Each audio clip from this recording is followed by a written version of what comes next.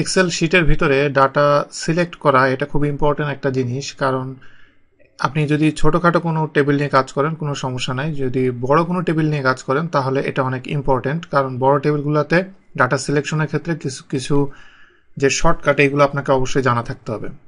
যেমন এখানে আমি পুরা টেবিল, এই যে এখানে এক্সেলের যে শিটটা ওয়ার্কশিট পুরোটা ধরে আমি যদি একসাথে সিলেক্ট করতে চাই, এটা সবচেয়ে ইজি ওয়ে হলো, আমি এটাকে জুম আউট করে নিলাম। ইজি ওয়ে হলে উপরে বাম কোনায় এই জায়গায় আমি যদি একটা ক্লিক করি তাহলে দেখেন যে পুরা এক্সেল শিট পুরাটা একসাথে সিলেক্ট হচ্ছে।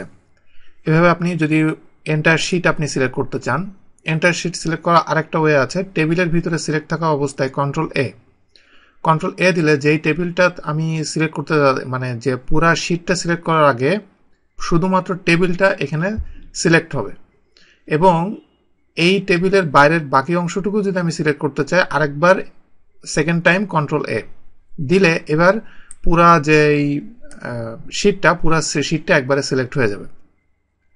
তো এভাবে আপনি এন্টার শিট আপনি এভাবে আপনি সিলেক্ট করতে পারবেন। আমি এটাকে আবার জুম ইন করছি। এখন আমি যদি এখানে আরো একটা ওয়ে আমি আপনাদেরকে বলি, যেমন আমি যদি এখানে সিলেক্ট করি তাহলে পুরো কলাম ধরে সিলেক্ট হচ্ছে। আমি যদি পুরো কলাম না চাই, কারণ আমি নিজে গেলে দেখেন যে এই ফাঁকা জায়গাগুলোও কলামের ফুল কলাম ধরে সিলেক্ট হয়েছে। আমি যদি শুধু টেবিল রেঞ্জ ততটুকু সিলেক্ট করতে চাই, জাস্ট এইটা সিলেক্ট করব। অ্যাক্টিভ সেলটা যখন এই কলামের প্রথম সেলটা যখন সিলেক্ট করা থাকবে, এই অবস্থায় কন্ট্রোল শিফট ডাউন আরো কি আপনার কিবোর্ডে দিলে এখানে দেখেন যে এখানে একদম টেবিলের লাস্ট যে সেলটা সেই সেলটা পর্যন্ত সে একসাথে পুরোটা সিলেক্ট করেছে। এরপরে আর এক ধরনের ওয়ে আছে, যেমন আমি যে কোনো এখান থেকে আমি যদি নিচের দিকে সবগুলো আমি সিলেক্ট করতে চাই, এটার আর একটা ইজি ওয়ে আছে। যেমন এখানে এই যে আইকনটা যখন শো করবে এই অবস্থায় প্রেস অ্যান্ড হোল্ড শিফট, এরপরে এখানে ডবল ক্লিক করলে এখানে টেবিলের পুরোটুকু লাস্ট সেল পর্যন্ত এখানে সিলেক্ট হবে এই কলামের, এবং এখানে উপরের টুকু বাদ দিয়ে, কারণ এর নিচের অংশে আমি দিয়েছি। একইভাবে আমি এটা সিলেক্ট করে আমি ডান দিকে যদি এভাবে শিফট প্রেস অ্যান্ড হোল্ড এবার আমি ডবল ক্লিক করি তাহলে ডান দিকে পুরোটা এভাবে সিলেক্ট হচ্ছে। তো এইভাবে আপনি খুব সহজে সিলেক্ট করতে পারবেন, এবং এটা দেখেন যে আমি শিফট প্রেস করে আমি উপরের দিকে দিলে উপরের দিকে আপনি এটা সিলেক্ট করতে পারবেন।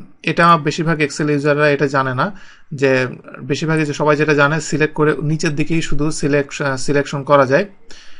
তো এই কয়েকভাবে আপনি সিলেক্ট করতে পারবেন। আর একটা ওয়ে দেখাই শর্টকাট, সেটা হলো যে কোনো একটা সেল সিলেক্ট থাকা অবস্থায় এটার যদি আমি কলাম সিলেক্ট করতে চাই, এন্টার কলাম কন্ট্রোল স্পেস, এখানে আমি নিচের দিকে যদি যাই দেখেন পুরা কলাম ধরে এখানে সিলেক্ট হয়েছে। আবার আমি যদি এখানে রো সিলেক্ট করতে চাই সেক্ষেত্রে শিফট স্পেস বার। এই কয়েকভাবে আপনি চাইলে আপনি এটাকে আপনি সিলেক্ট করতে পারবেন।